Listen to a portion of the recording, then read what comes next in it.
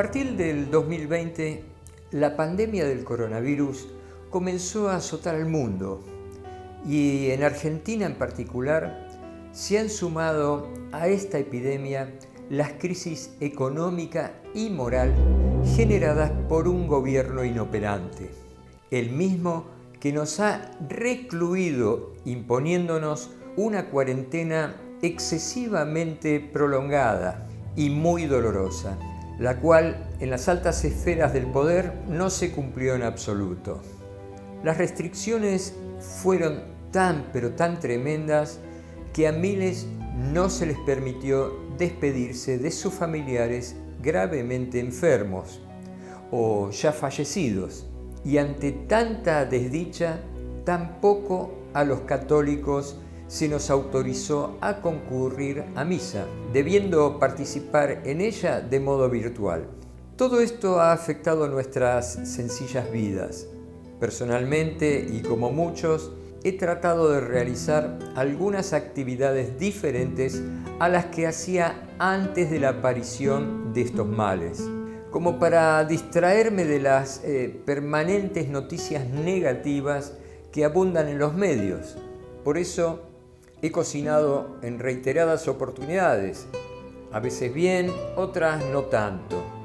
También digitalicé viejas fotos que tenía en papel, cerca de 3.000, y finalmente reparé electrodomésticos que seguramente antes hubiera descartado. Uno de esos días en que estaba viendo en qué ocuparme, al abrir un placar encontré una caja de zapatos que contenía viejos cassettes de video. Eran los originales de cámara de un documental de Ceferino Namuncurá que había realizado hace varios años atrás. Recordé con nostalgia ese tiempo de libertad en el que recorría con mi cámara el país. Pero no me detuve ahí, sino que traje a mi memoria los acontecimientos más significativos que sucedieron en la realización de esa película. Esta historia comenzó en agosto de 2003, cuando regresaba de Esquel, donde había concluido el rodaje del largometraje El Tigre Escondido, película en la que fui director de producción y que dirigió mi amigo Luis Coco Barone, quien llegado el momento del regreso me dijo: si querés, llevarte la chata y cuando puedas traerme a casa. Esa F100 del 64 participó en la película y como disponía de tiempo para la vuelta, para el regreso a Buenos Aires, preferí viajar en ella y no en avión. Atravesando el Alto Valle de Río Negro, pude ver varias personas que se dirigían vaya a saber a qué pueblo. Más adelante ya había una multitud a las puertas de Chimpay, un pueblo desconocido para mí en ese entonces. Así que decidí ingresar porque percibí clima festivo. Pero un policía me detuvo y me dijo: a partir de aquí tiene que seguir de a pie. Le pregunté qué pasaba y me respondió: mañana es el cumpleaños de Ceferino. Yo ya había oído hablar de Ceferino Namuncurá por parte de mi querido amigo Luis Landricina, pero no sabía mucho de él. Sin embargo, así son las cosas. Dos Luises me involucraron en esta historia. Barone, que me facilitó la F100 con la que llegué a Chimpay, y Landricina, que me presentó a ese indiecito santo. Bueno, vos a causa mía empezaste a conocer a Ceferino y yo me animé a hablarte de él porque yo te sabía vos como un creyente practicante, de ir a misa, de rezar el rosario, o sea que era más mariano que de recostarte por otro santo. Pero este tenía un valor especial, era de la tierra, era de acá, alguien que decidió no pelear, quebrar la lanza, y eso para mí era una de las cosas que creo que vos ibas a valorar. Y después de la historia hizo que lo conocieras mejor. Así que decidí quedarme y participar de esta fiesta popular que ya había comenzado. Al día siguiente me sumé a una procesión que concluía en el pueblo mismo de Chimpay. Participé de la misa central y anduve por ahí disfrutando del día. Luego del almuerzo, emprendí nuevamente el regreso.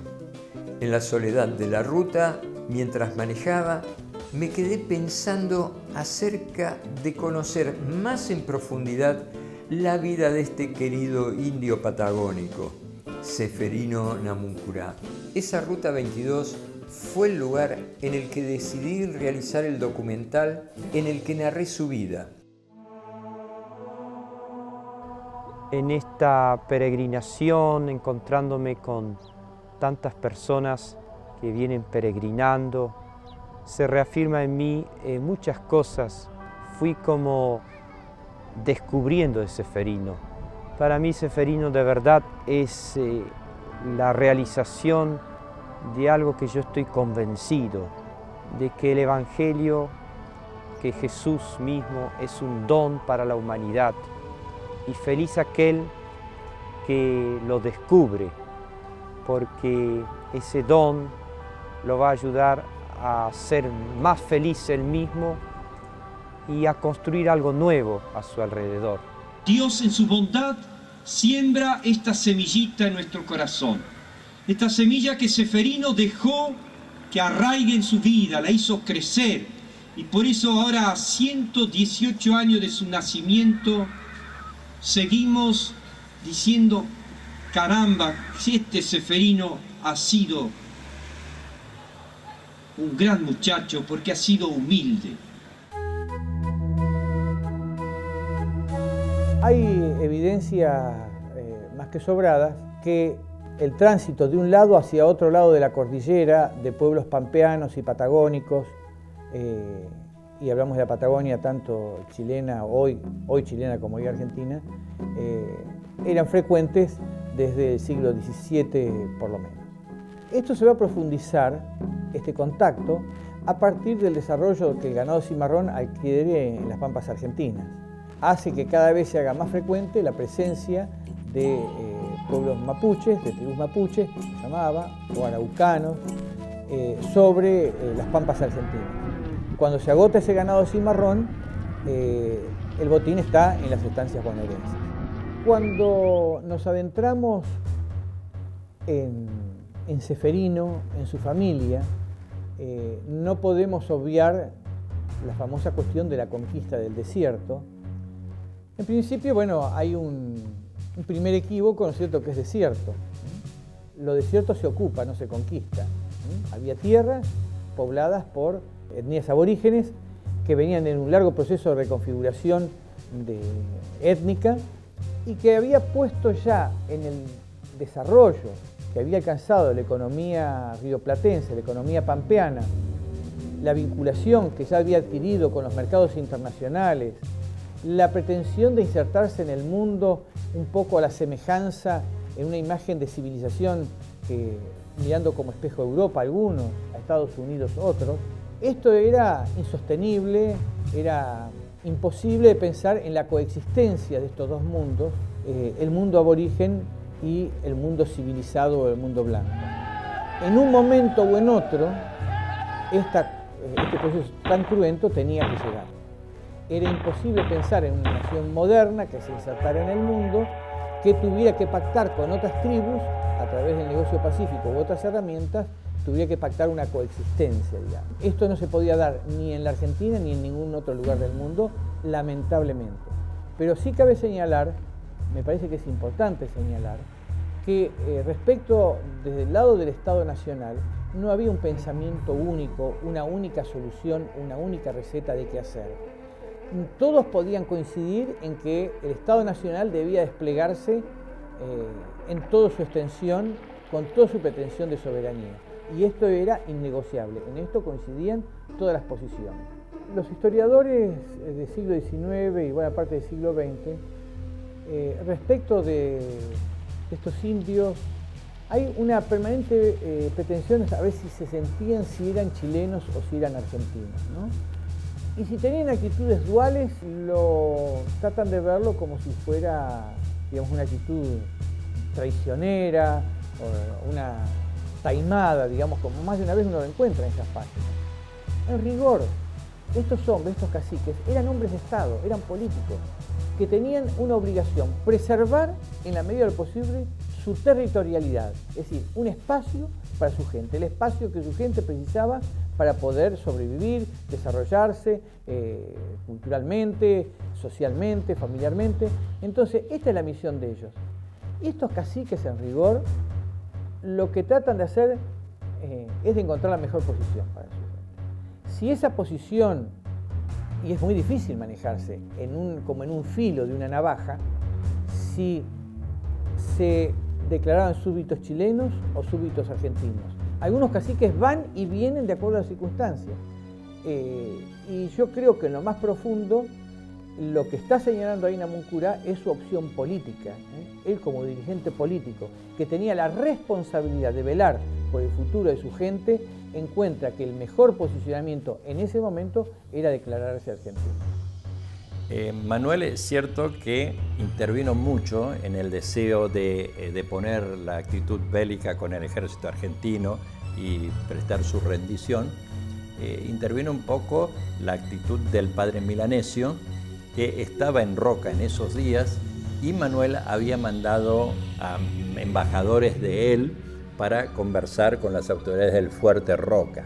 Pero el general a cargo del fortín, cuando le dijeron que había embajadores de Manuel Namuncurá que querían parlamentar, le dijo, no, acá o viene el jefe de ustedes o nadie.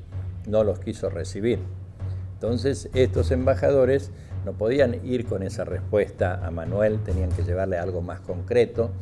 Entonces, como estaba en esos días el padre Milanesio y hablaba perfectamente el mapuche, entonces se entendieron entre ellos y él le escribió una carta pidiendo que apoyaba esa decisión de él de poner la actitud belicosa, porque él salía como garantía de que iban a ser bien recibidos, si venía él, que no tuviera miedo, que iba a ser bien recibido, que esa actitud, esa sumisión espontánea iba a ahorrar mucho derramamiento de sangre, porque había una orden de o todo o nada, o sea, una guerra a muerte. Si hay oposición, eliminarlos, ¿no? Si es necesario. Entonces, si hay resistencia, tenía que haber un reguero de sangre impresionante. El misionero no cree eso conveniente, entonces le dice, vení que vas a ser bien recibido, yo salgo como garantía de esto. Y con esa carta, vaya. Recibida esa carta, bueno, prepara entonces la rendición y así se viene hasta el fuerte de Roca el 5 de mayo del 1884. A las tribus le dan, dentro de las negociaciones que hacen con el gobierno nacional en ese momento, le dan tierras en otros lados, le dan tierras en la zona de San Ignacio. Y bueno, digamos, eso es otra historia también, que los van como arrinconando a los indígenas en ese tiempo, no les dieron las mejores tierras para ir a vivir. Entonces aceptan retirarse y bueno, irse a vivir a la zona donde están en este momento algunos de ellos, ¿no? En la zona de Junín. Ahí se estableció, y cuando el gobierno le dio las tierras ya para un asentamiento fijo, se trasladaron a Chimpay, donde ahí nace Ceferino, ¿no? Por tanto, de ascendientes, ¿no? Se puede decir que sería más bien un pehuenche, ¿no? ¿Por qué podemos decir pehuenche? Porque pehuen es araucaria, pino, y che, gente, la gente de las araucarias. Es decir, el araucano que estaba de este otro lado, o sea, al este de la cordillera de los Andes. Cuando me citaron gentilmente para que haga la música del documental para mí se me abrió el cielo, primero porque conozco a la gente que trabaja en esto, que trabajó en este documental y cello inmensos profesionales que son. Y en realidad era la segunda vez que hacía música para cine. La primera hice ayudé a una película que hicimos con Luis Landricina, Fernando Ciro. La música la hizo Eduardo Lagos y con él compuse el tema Leitmotiv. Entonces, más o menos, había sabido cómo se trabajaba, que para un músico es un universo diferente, ¿no? Trabajar con segundos, milisegundos, tu canción, tu obra tiene que durar de acá a acá y a veces la frase musical no te cierra y tenés que cerrarla, entonces es matemático. Como yo hago música para televisión también, entonces me sirvió un poquito eso y me sirvió haber visto a Eduardo Lagos trabajar en la película Zapucay que hicimos con Luis Landricina. Entonces, no tenía experiencia, pero ya había visto cómo se hacía y es un mundo que me fascinó y después hice otras cosas. Pero más que nada se me abrió el cielo porque yo soy de Curuzucuatiá, en Curuzucuatiá, Corrientes. Soy del colegio salesiano de San Rafael, obra de Don Bosco. Y yo me crié frente al colegio. Y frente al colegio está, que ocupa toda una manzana, hay otra manzana que es el oratorio Domingo Sabio. Entonces yo me crié ahí. Y me crié con esa figura y me crié con esa enseñanza. Y Chimpay para mí era una cosa tan familiar y no la había visto nunca. Fue como un regalo que me hacía el mismo Domingo Sabio o Don Bosco, decir, bueno, vamos a volver al comienzo. Para mí, esto fue volver a los comienzos. Y los sonidos que utilicé para la música del documental, de esta película, son sonidos muy naturales, de guitarras criollas, ritmos inclusive de la región, y sonidos de madera. Y un amigo de Choel me había regalado un cultrún, lo utilicé en varias partes, en varios motivos de la música y fui mezclando eso con algunas texturas de sonidos electrónicos. Esos colores musicales, yo soy muy respetuoso de eso, yo creo que son elementos que si están bien utilizados llegan a su momento. Entonces eso hice con la música, mezclé los sonidos más naturales con estos sonidos y creo que salió esto que para mí fue una maravilla. Después de tantos años, haber encontrado a esta gente, haberme reencontrado con Ceferino y haberme encontrado con esa música, a mí me gustó. Manuel se estableció en Chimpay y a los 2 años, en el 86, 26 de agosto, nació Ceferino, hijo mayor de la tercera mujer de Manuel, la cura, doña Rosario Burgos. De la infancia de Ceferino, de sus primeros años con su gente, se conoce muy poco porque fue la infancia de como tantos niños, no como ahora se registra todo con fotografía, con tantos elementos que quedan marcados para el tiempo.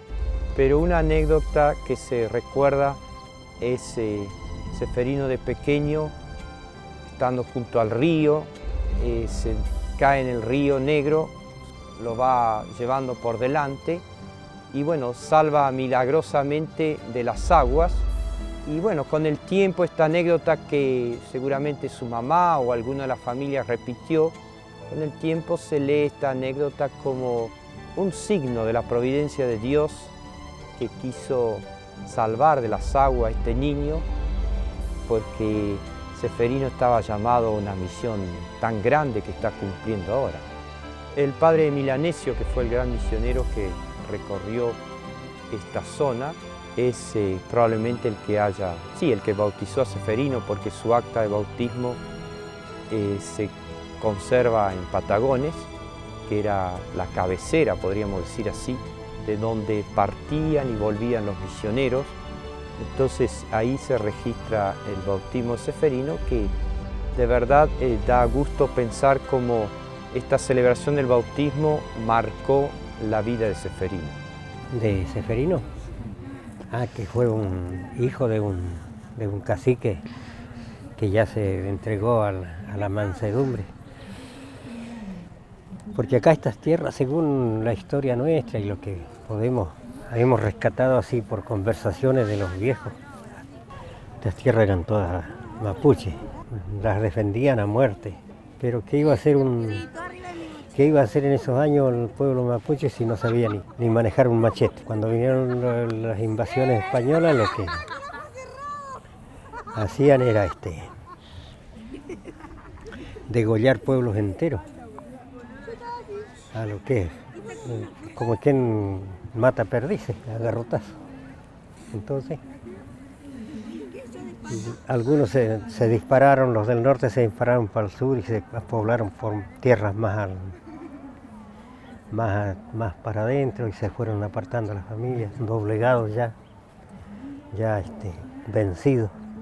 Pero en mi raza creo que no hay vencidos ni vencedores, así que se sigue adelante. Y Ceferino optó por el gran líder para el que se puso más o menos como yo lo imagino como un intermediario para que se calmen las venganzas, porque antes era puro odio que había entre las dos razas, el pueblo americano y el europeo, el español que vino a quitar todo. Había dos actitudes diferentes. Digamos, los salesianos que llegan a trabajar con los indios no invaden la cultura del indio. Es decir, la respetan y tratan de ayudarlos a que se superen espiritualmente y después, lógicamente, que tengan una vida mejor. No todos los blancos que vinieron tenían la actitud de los salesianos. Había blancos que querían dominar porque querían la tierra, es decir, porque tenían la necesidad de hacerse dueños de la tierra. Por eso está la discusión esa grande de que si se hizo una conquista, una colonización o qué se hizo en la zona nuestra. Mucha gente que estudia el tema dice que el blanco que venía quería adueñarse de las tierras y por eso le molestaba el indio. En el caso de los salesianos, ellos vinieron a evangelizar a los indios. Vinieron a ayudarlos, vinieron a apoyarlos, a enseñarles el evangelio y es otra cosa diferente. Por eso los salesianos rescatan la figura de Ceferino y tratan de que todas las tribus estén viviendo de una manera diferente. Esta destacada maestra de Chimpay, Esther Frigerio, fue una de las tantas personas de ese querido pueblo patagónico que me ayudaron en la concreción de este proyecto. Y entre los salesianos no puedo dejar de nombrar al recientemente fallecido padre Antonio Mateos, que en el año 2006 me envió una carta en la que me invitaba a reunirnos en Junín de los Andes para informarme sobre algunas facetas de la vida de Ceferino que yo desconocía. Esa carta aún la conservo con cariño.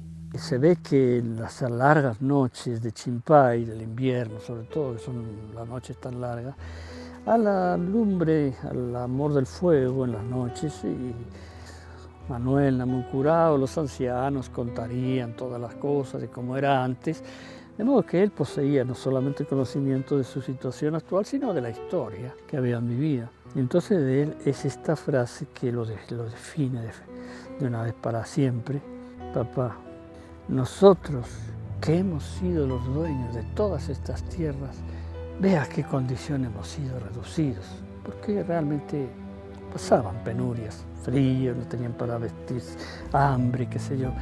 Es una condición triste. Mándame a estudiar, llévame a estudiar porque quiero ser útil a la gente. Esto es una cosa interesantísima como definición de una persona, ¿no? Y el papá le dijo, bueno, no sabes lo que pides, hijo, te va a costar mucho, vas a sufrir mucho, pero yo no te voy a decir que no, quiero que digas que tu padre te lo negó. Y como don Manuel Namuncurá, ya rendido ante el gobierno argentino, había legado un título militar, la opción de don Manuel Namuncurá es llevarlo a la escuela militar. Y allí deja a su hijo para cumplir este sueño que tantas veces Ceferino le había pedido. Y a los pocos días, cuando ya don Manuel decide volver aquí a la Patagonia, pasa a despedirse de su hijo y encuentra a Ceferino como triste. Dice, papá, yo este tipo de educación no lo puedo aguantar. pero quiero seguir estudiando. Cuando el chico allí se encuentra incómodo, entonces cuando pide, ¿no?, una solución para no llevárselo a casa, ¿qué hace? Se presenta a Sáenz Peña y Sáenz Peña le da una carta de recomendación para los salesianos. Daba la casualidad que en ese momento estaba en el colegio Pío IX ahí de Almagro, estaba el Cavaliero, el obispo que había sido tan amigo de su padre también, ¿no? Y lo recibieron ahí. Y ahí la cosa cambió, se sintió bien, encontró un clima que le gustaba, de libertad, de cariño, de lo que sea. Y así el 20 de septiembre de 1897 queda internado en el colegio. Seferino, al no saber leer y escribir, tenía que ser primer grado inferior, que era el de entonces, y por dificultades idiomáticas, entonces se queda interno en el colegio Pío IX, pero tenía que cruzar todos los días la calle, ¿no?, la calle Yapeyú, para ir hasta el colegio San Francisco de Sales, donde se hacían los grados primarios. Ahí cursa lo que resta del año. Seferino después en vacaciones no viene a Chimpay, se queda allá para ir a la escuela de Uribe Larrea y prepararse para rendir, porque efectivamente no pudo aprobar el primer grado en los pocos meses, desde septiembre hasta diciembre. Claro, y allá era una escuela agrícola, por lo tanto también había caballos. Por eso entonces él, siempre cuando podía, jineteaba los caballos ahí en esa zona. Por eso entonces siempre le preguntaban, ¿y va a ser un buen jinete? No, dice, yo sí, quiero ser buen jinete, pero para llevar, como siempre decía, el Evangelio a mi gente. Y después, en febrero, vuelve al colegio, se presenta y aprueba primer grado. Entonces, eso es lo primero. Luego, se inscribe, por ejemplo, en la compañía de San Luis, que eran los chicos que todavía, grandecitos, estudiaban catecismo, pero todavía no habían hecho la primera comunión. Entonces, con ellos hace el catecismo, después recibe la primera comunión. Él va como también sensibilizándose en algo muy nuevo para él, como es una capilla. Él en su infancia nunca ha tenido una capilla, o más bien ha tenido una gran capilla que era en la naturaleza. Ahí se encontraba con Dios y todo hablaba de Dios, pero encontrarse con un templo como tenemos ahora los católicos, con que Jesús Eucaristía se guardaba y que la misa se celebraba sobre una mesa especial. Él habría visto al padre Milanesio celebrar misa sobre un altar portátil en el campo. Seferino va descubriendo todo un mundo nuevo y va penetrando todo lo que significa eso, y en las biografías que se escriben de él se nota como una sensibilidad especial. Él le llama la atención ese Cristo que queda en la hostia. De hecho, se cuenta una anécdota que en clase los maestros le parece que Seferino está distraído mirando por la ventana. ¿Y cuál fue la sorpresa? Ver que no está distraído, está absorto mirando esa lucecita de la capilla que nos recuerda que ahí en ese sagrario, en esa casita, está Jesús Eucaristía. Sí, se van desarrollando en Seferino sensibilidades, ciertas así como intereses nuevos que muestran, bueno, la gran espiritualidad que él va adquiriendo, que eso no lo aleja de ser un muchacho normal, un muchacho que gusta el juego, que tiene amigos, que se esfuerza en el estudio.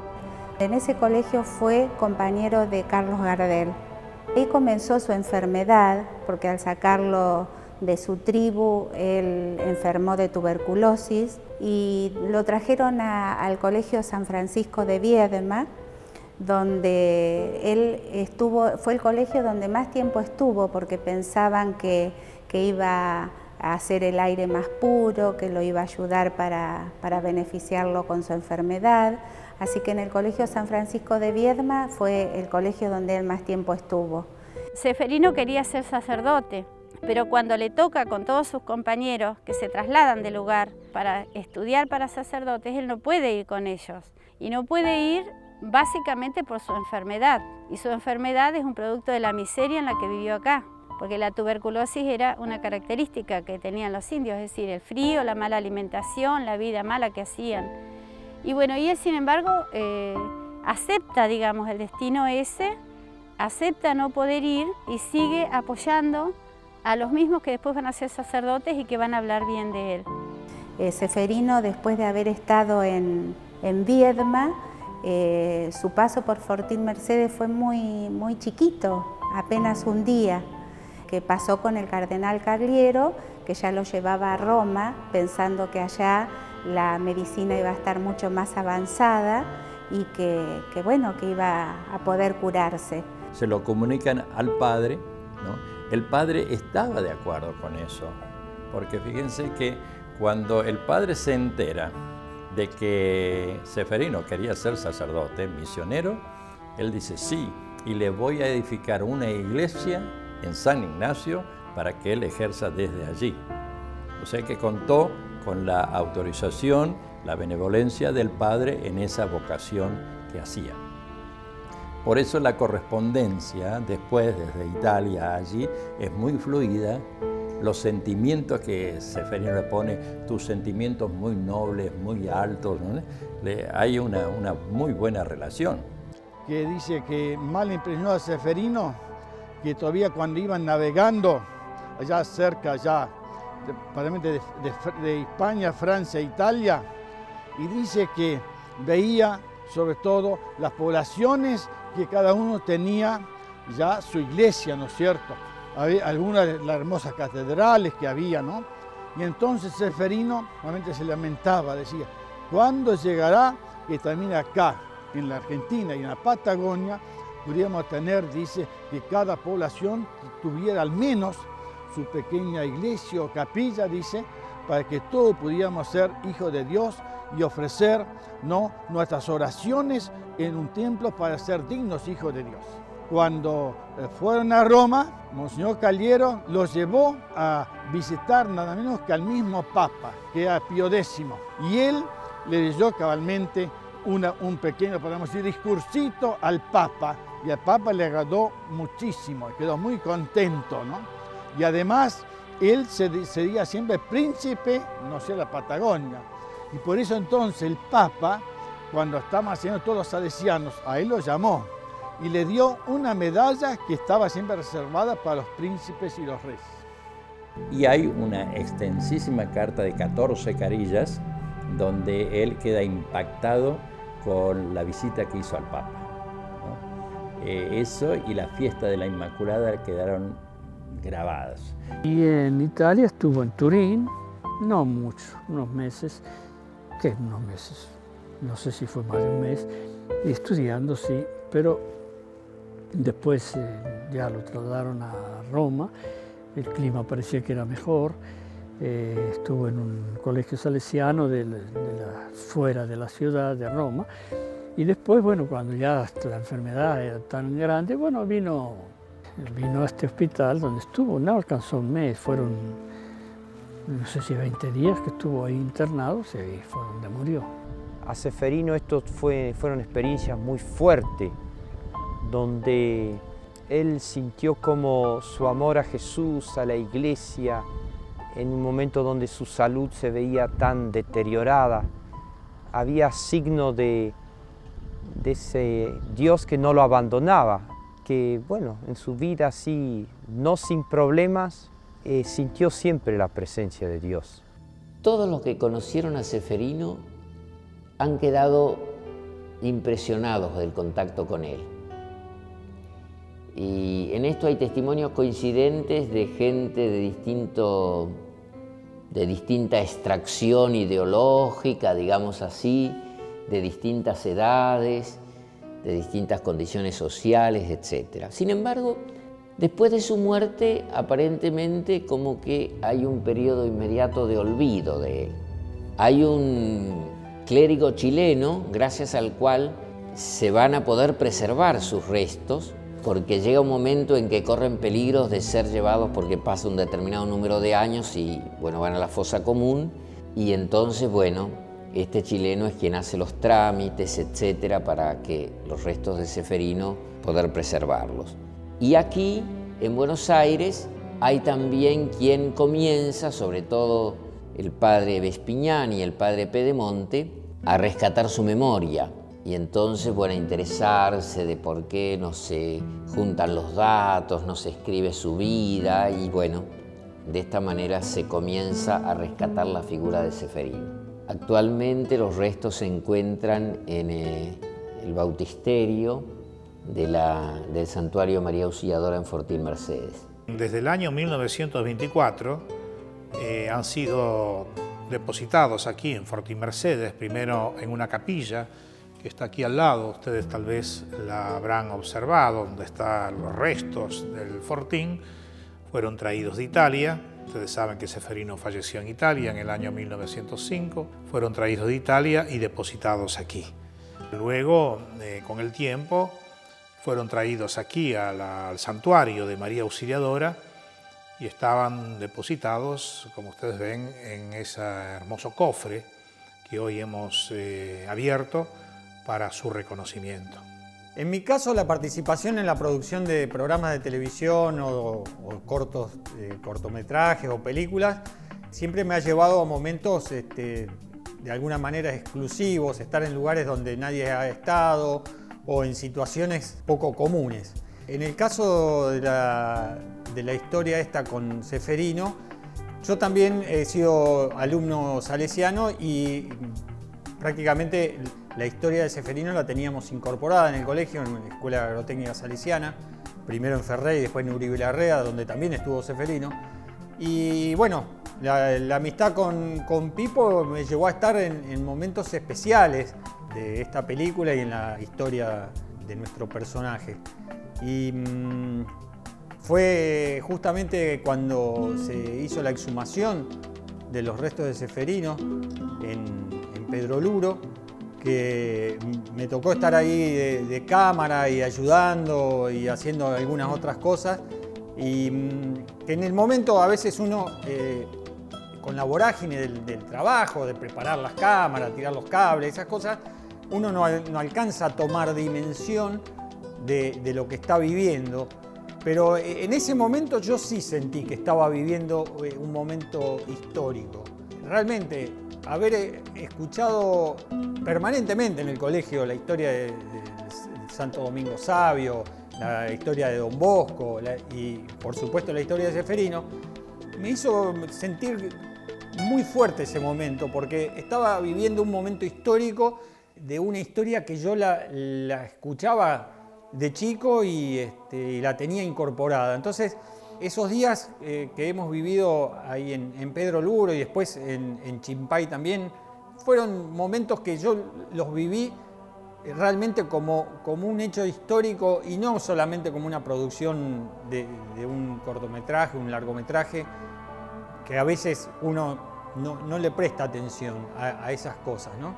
Yo en ese momento estuve muy consciente de lo que estaba pasando y realmente me siento orgulloso porque fuimos un equipo muy reducido que tuvimos acceso a registrar ese momento y ni siquiera gente de otras televisoras más importantes, que vinieron a cubrir la beatificación en Chimpay, pudieron estar en ese momento y nosotros sí.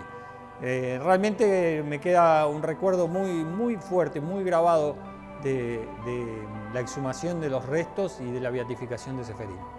El procedimiento que hemos realizado hoy consiste en cumplir con las pautas que la Iglesia da en los casos de beatificación, en este caso de Ceferino Namuncurá.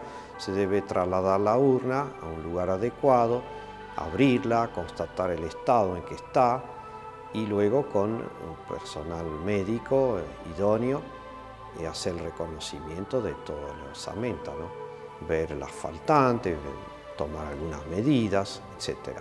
Todo aquello que da fe de que realmente estamos ante los restos de la persona que está en proceso de beatificación. En este caso se constató fehacientemente, se encontraron algunas cartas que indican los sucesivos pasos que ha tenido el cuerpo de Ceferino Namuncurá desde que falleció en 1905 en Roma. Y nos llamó la atención el buen estado de conservación que tenía. Así que, bueno, todo esto se ha hecho en un ambiente privado, digamos, casi reservado, y eso se quiere salvaguardar. Ceferino ya es santo desde hace rato. Si es por ser santo, Ceferino ya es santo hace rato. Para lo que es la religión católica, ¿no es cierto? Para la iglesia, se puede decir que ya es santo hace rato, de hace mucho tiempo. Usted sabe que yo tengo devoción, mejor dicho, mi intermediario, para que quede bien claras las cosas, porque a veces de las otras formas de fe nos critican de que nosotros cambiamos la... No, son intermediarios nuestros ante el Hijo de Dios y para que éste le pida al Todopoderoso. El Dios es uno para todos. Cada uno tiene su intermediario. Yo tengo un intermediario con Jesús que se llama Ceferino Namuncurá. Y mis hijos dicen que Ceferino me ve y ya se ataja. Viene el magazo. Porque sabe que yo voy a pedir para alguien. Es más, hasta un cura, amigo mío, lo iban a operar y me dijo, che Luis, te llamo, dice, porque me van a operar y estoy medio preocupado. Y yo quiero que vos le pidas a Ceferino, dice, porque a mí no me da tanta pelota como a vos. Y por eso la semana que viene vamos a tratar de compartir con toda la gente en Chimpay, y seguramente va a haber fiesta también en Peroluro, va a estar de fiesta la familia de Ceferino, pero los que somos creyentes en Ceferino vamos a estar de fiesta porque va a venir el nuncio apostólico a confirmar la beatificación de Ceferino Namuncurá, que es el lirio de las Pampas, que tiene una historia riquísima. Yo estuve leyendo detalles porque nos vamos a juntar con doña Jovita ya también para tener alguna charla, y es increíble la actitud piadosa que tenía él, aún sabiendo que se moría, la presencia de ánimo, y que él quería llegar a ser cura para volver a salvar a su gente, pero no salvarla espiritualmente, quería recuperar la dignidad de su pueblo. De su pueblo, no voy a decir aborígenes, sino de los pueblos originarios, de los que estaban por acá. Y muy poca gente sabe eso. Pero además no sabe la capacidad de escribir, la actitud, la ternura hacia su padre, en las cartas, hacia su madre, hacia Monseñor, el obispo que tanto lo cuarteó.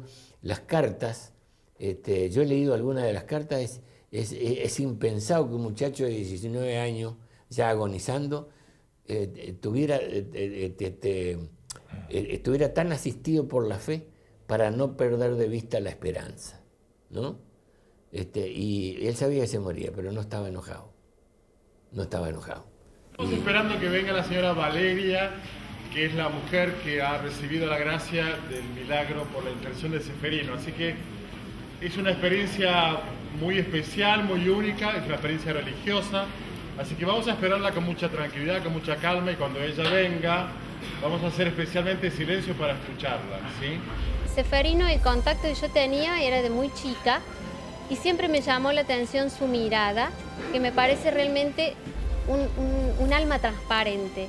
Y esa noche yo encontré de vuelta esa mirada, y cuando yo leí su historia, sentí que éramos como almas gemelas, ¿no? Me identifiqué con su padecimiento físico por toda su agonía, por el deseo de vivir y verse truncado por una enfermedad, el deseo de evangelizar. Para mí era realmente la persona que entendía todo lo que yo estaba viviendo. En ese momento fue mirar su foto, su imagen, su rostro tan manso, tan sencillo, la mansedumbre de su mirada, y sentir que Dios no podía negarse a un pedido que recibiera de sus manos, de alguien tan manso, tan humilde y tan sencillo. Entonces directamente le hablé como si hubiese estado con un amigo y le pedí que si él necesitaba ese milagro, que por favor lo hiciera conmigo, porque yo quería, igual que él, servir a las comunidades autóctonas, seguir haciéndolo y seguir anunciando el Evangelio. Fue así que este pedido lo hice un día viernes. El sábado a la mañana me presento en el hospital público al cual me habían derivado para iniciar el tratamiento de quimioterapia, que era lo más pronto posible, porque bueno, era un cáncer que avanzaba a pasos agigantados, que hacía metástasis en días. Y así fue que en 48 horas yo estaba totalmente curada. Más allá de todo esto más mediático, si se puede decir así, de estos instantes fugaces de fama, el compromiso es una opción que hemos hecho como matrimonio y como familia cristiana. El desafío de la sencillez y el aplicar la frase de Ceferino, quiero ser útil a mi gente, ¿no? Es el desafío de decir, hoy me levanto y quiero ser útil a mi gente. Y mi gente es mi esposo, mi esposa, mis hijos, mis vecinos. Y así ir ampliando el panorama, ¿no? A llegar a una visión universal, pero se empieza de lo pequeño a lo grande, no al revés. Ceferino es mi amigo, es mi compañero de ruta y yo me siento honrada porque yo siento que él ha querido incluirme en su historia.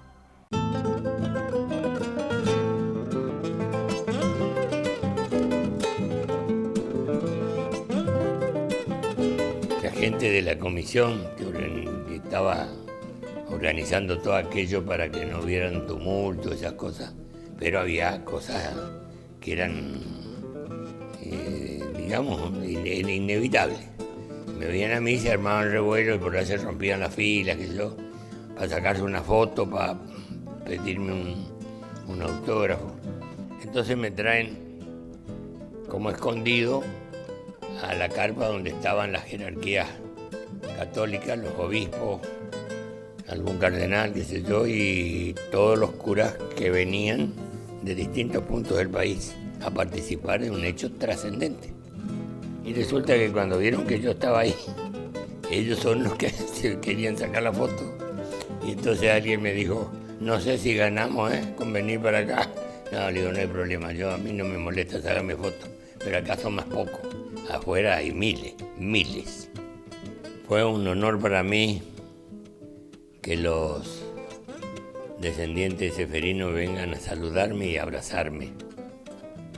Pues yo me abrazo sin pudores, a veces hasta con los borrachos, porque a veces un borracho necesita de un abrazo. El abrazo transmite cosas, transmite una energía que no transmite otra cosa, y a mí el abrazo de ellos me conmovió. Nos ha pedido de nuestro hermano Esteban María Lasalle, obispo de Viena, y de muchísimos otros fieles cristianos, habiendo consultado a la Congregación para la Causa de los Santos, apoyado en nuestra potestad apostólica, declaramos que el venerable siervo de Dios, Ceferino Namuncurá, laico cristiano, alumno de la Congregación Salesiana, que con su vida edificante fue modelo para muchísimos jóvenes en la Iglesia, en adelante llevará el nombre de Beato. Ceferino es beato.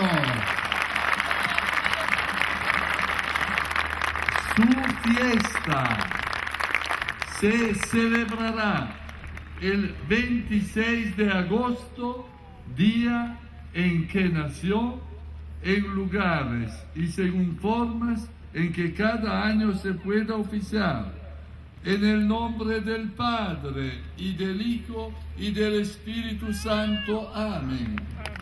Documento expedido en la ciudad de Roma el 6 de noviembre del año del Señor de 2007, tercero de nuestro pontificado, Benedicto Papa XVI. ¡Viva Ceferino! ¡Viva Ceferino! aplauso. ¡Viva Seferino! A ver nuestras manos. El 13 de agosto de 2009, la congregación salesiana entregó la urna con los restos mortales de Seferino Namuncurá a su familia. Hoy se encuentran en este cultrún, donde gran parte de los mapuches lo sienten un poco más cercano. Seferino, más que nunca, es el ícono de la religiosidad popular.